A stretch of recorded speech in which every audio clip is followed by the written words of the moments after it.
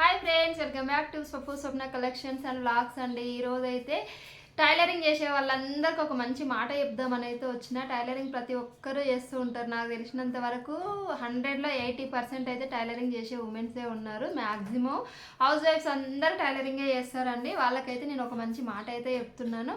నేను కూడా 12-13 ఇయర్స్ నుండి టైలరింగ్లో అయితే ఉన్నాను. రెగ్యులర్గా నేను కూడా టైలరింగ్ అయితే చేస్తున్నాను. కాకపోతే ఇప్పటి వరకు అయితే ఆ దేవుడి దయ వల్ల నాకైతే ఏం హెల్త్ ఇష్యూస్ అయితే రాలేదు. చాలా వరకు అయితే టైలరింగ్ చేసే వాళ్ళకు హెల్త్ ఇష్యూస్ అయితే వస్తాయి. నాకైతే ఇప్పటి వరకు ఆ దేవుడి దయ వల్ల అయితే రాలేదు. అలాగే నేను కొన్ని టిప్స్ పాటిస్తాను, దానికోసం కూడా రాలేదని అయితే నేను అనుకుంటున్నాను. ఆ టిప్స్ అయితే మీతో షేర్ చేసుకుందామని అయితే నేను ఈ వీడియో అయితే చేస్తున్నాను. చాలా మందికి అయితే టైలరింగ్ చేసే వాళ్ళకు బ్యాక్ పెయిన్ వస్తుంది, మళ్ళీ కళ్ళు కూడా స్పెట్స్ వస్తాయి, మెడ నొప్పి వస్తుంది, హెడేక్ వస్తుంది, చాలా ప్రాబ్లమ్స్ అయితే వస్తాయి. దానికోసం అయితే నేను కొన్ని టిప్స్ అయితే చెప్తున్నాను. నచ్చిన వాళ్ళు ఎవరైనా ఉంటే మాత్రం వీడియో అయితే లైక్ చేయండి. కొత్తగా మన ఛానల్ చూస్తున్న వాళ్ళైతే సబ్స్క్రైబ్ అయితే చేసుకోండి. వీడియో అయితే స్కిప్ చేయకుండా పూర్తిగా చూడండి, అప్పుడే మీకు టిప్స్ అనేది అర్థమైతే. ఏం లేదండి, మనం రెగ్యులర్గా టైలరింగ్ చేస్తాం కదా, టైలరింగ్ చేసే టైము ఓన్లీ డే టైంలోనే ఉండాలండి. నైట్ అయితే టైలరింగ్ చేయకపోవడం బెటరు. నైట్ టైలరింగ్ చేస్తే కొంచెం మనకు హెడేక్ వస్తుంది, అలాగే కళ్ళు కూడా కొంచెం దెబ్బతినే ఛాన్సెస్ అయితే ఉన్నాయి. నేను ఇప్పుడు 14 ఇయర్స్ నుండి అయితే టైలరింగ్ చేస్తున్నా. కాకపోతే నాకు ఏ రోజు అయితే కళ్ళు ప్రాబ్లం అయితే రాలేదు. ఇప్పటివరకు నాకైతే స్పెట్స్ కూడా రాలేదు. ఇన్ని ఇయర్స్ నుండి చేస్తున్నా, నాకైతే స్పెట్స్ కూడా రాలేదు. నేనైతే నైట్ టైంలో అయితే ఎక్కువ స్టిచ్చింగ్ అయితే చేయనండి. మ్యాక్సిమం నేను మార్నింగ్లోనే డేలోనే స్టిచ్చింగ్ చేసుకోనికి అయితే చూస్తాను. అదేవిధంగా మళ్ళీ చేతి పని చేస్తారు కదా, చేతి పని చేయడం కూడా నైట్ టైంలో చేయడం కొంచెం మెడనొప్పి అనేది వస్తుందండి, హెడేక్ వస్తుంది, మెడనొప్పి వస్తుంది, అలాగే కళ్ళు దెబ్బతింటాయి. అందుకోసమే డే టైంలోనే మ్యాక్సిమం కుదిరినంత వరకు స్టిచ్చింగ్ అనేది, టైలరింగ్ అనేది డే టైంలోనే చేసుకోండి. అలాగే ఇంకొకటి, కొంతమందికి అయితే లేడీస్కి వేరే పర్సనల్ ప్రాబ్లం కూడా ఉంటుంది. దానికోసం అయితే ఈ టిప్ అయితే చెప్తున్నాను. ఏం లేదండి, రెగ్యులర్గా ఇప్పుడు మనం స్టిచ్చింగ్ చేస్తాం. స్టిచ్చింగ్ అంటే ఒక బ్లౌజ్ స్టిచ్చింగ్ చేయడానికి ఆల్మోస్ట్ 1 అవర్ అయితే ఈజీగా కూర్చోవాలి. ఈజీగా 1 అవర్ పడుతుంది కాబట్టి ఆ 1 అవర్లో మనం లేవలేము. ఎంత దూపైనా ఏమైనా లేవాలనిపించదు. ఇక బ్లౌజ్ అది కంప్లీట్ అవ్వాలి అన్న ఉద్దేశంతో అలాగే స్టిచ్చింగ్ చేస్తూ ఉంటాము.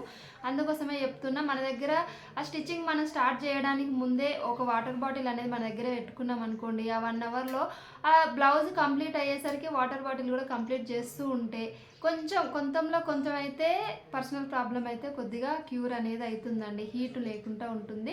స్టిచ్చింగ్ చేసే వాళ్ళకి మ్యాక్సిమం హీట్ అయితే ఉంటుంది. దానికోసం అయితే నేను చెప్తున్నాను. హీట్ లేకుండా ఉండడానికైతే మీకు మ్యాక్సిమం కుదిరినంత వరకు అయితే వాటర్ తాగుతూ స్టిచ్చింగ్ అయితే చేయండి. అప్పుడు కొద్దిగా హీట్ అనేది తగ్గుతుంది.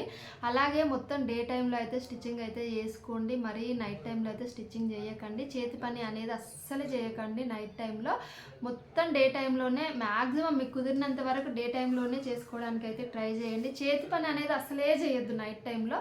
అప్పుడు ఎందుకంటే మనకు కొంచెం నైట్ కదా, కళ్ళు అనేది దెబ్బతినే ఛాన్సెస్ అయితే ఉన్నాయి. దానికోసమే నేనైతే ఇంతగానో చెప్తున్నా.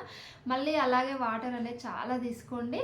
మళ్ళీ ఇంకొకటి, కొంతమంది స్టూల్ పైన కూర్చొని స్టిచ్చింగ్ అనేది చేస్తారు. స్టూల్ పైన కాకుండా 2 చైర్స్ వేసుకున్నారనుకో, మనకు స్టూల్ ఉన్నంత హైట్ అయితే వస్తుంది. అప్పుడు మనకు కొంచెం అది ఏమంటారు, ఇబ్బంది అనిపించినప్పుడు కొద్దిగా బెండ్ అవ్వనికైనా సపోర్టింగ్ అయితే మంచిగా ఉంటుంది. అప్పుడు మనకు అడ్జస్ట్మెంట్ అనేది బాగుంటుంది. స్టూల్ పైన కూర్చుంటే మనం బెండ్ అవ్వలేము, అడ్జస్ట్ అవ్వలేము, ఆ విధంగా కొంచెం బ్యాక్ పెయిన్ అనేది వస్తుంది. దానికోసమే చైర్ పైన ట్రై చేయండి. స్టూల్ అనేది తీసేసి చైర్ పైన అయితే కూర్చొని స్టిచ్చింగ్ చేయడానికి అయితే చూడండి. అప్పుడు కొంచెం మ్యాక్సిమం కొంతవరకు అయితే ప్రాబ్లం అయితే తగ్గుతుంది. ఇంకొకటి ఏంటంటే, మనం స్టిచ్చింగ్ అయిపోయాక, స్టిచ్చింగ్ చేసినాక ఎమ్మటే చేతి పని చేయకుండా, అంటే చేతి పని వేరే వాళ్ళు చేస్తారు, కాకపోతే కొంతమంది అయితే వాళ్ళే చేసుకుంటారు.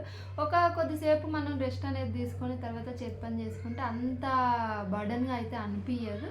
కుదిరినంత వరకు అయితే డే టైంలోనే చేసుకోండి. నాకైతే చెప్పాలనిపించి చెప్పిన, నేనైతే మ్యాక్సిమం డే టైంలోనే చేసుకుంటాను. దానికోసమే చెప్తున్నాను. ఇప్పుడు నేనైతే 14 ఇయర్స్ నుండి అయితే స్టిచ్చింగ్ అయితే చేస్తున్నానండి. నాకైతే ఇప్పటివరకు ఎలాంటి ప్రాబ్లం అయితే లేదు. అందుకోసమే నేనైతే చెప్పాలని అయితే చెప్తున్నా. మ్యాక్సిమం అందరూ అయితే హీట్ ఉంటుంది, మెడనొప్పి వస్తుంది అంటారు కదా, కొంచెం చైర్లని అలవాటు చేసుకోండి. స్టూల్ తీసేసి చైర్ అనేది అలవాటు చేసుకున్నారనుకో, మ్యాక్సిమం పెయిన్ అనేది రాదండి, బ్యాక్ పెయిన్ రాదు. అలాగే నైట్ స్టిచ్చింగ్ కూడా చేయకుండా ఉంటే ఐస్ కూడా దెబ్బ తినకుండా ఉంటాయి. డే టైంలో అయితే స్టిచ్చింగ్ చేసుకోండి, ఐస్ దెబ్బ తినకుండా ఉంటాయి. అలాగే హీట్ అంటున్నారు కదా, కొంతమంది హీట్ తగ్గడం కోసం అయితే కొన్ని లెమన్ వాటరు అలా తాగుతూ మనం స్టిచ్చింగ్ చేసుకుంటే మనకు హీట్ అనేది ఉండదు. ఎందుకంటే ఇది అందరికీ యూజ్ అవుతుంది అని కొన్ని టిప్స్ నేను పాటిస్తున్నా కాబట్టి మీకు చెప్పాలని అయితే నేను చెప్తున్నానండి. త్వరగా వినడం వినకపోవడం మీ ఇష్టం. వీడియో నచ్చిందంటే అయితే ఒక లైక్ అయితే చేయండి. సబ్స్క్రైబ్ చేసుకుని వాళ్ళైతే సబ్స్క్రైబ్ చేసుకోండి ప్లీజ్ ఫ్రెండ్స్. నేను చెప్పింది కరెక్టా కాదా కామెంట్ అయితే వేయండి. ఈరోజు వీడియో అయితే ఇంతే. బాయ్.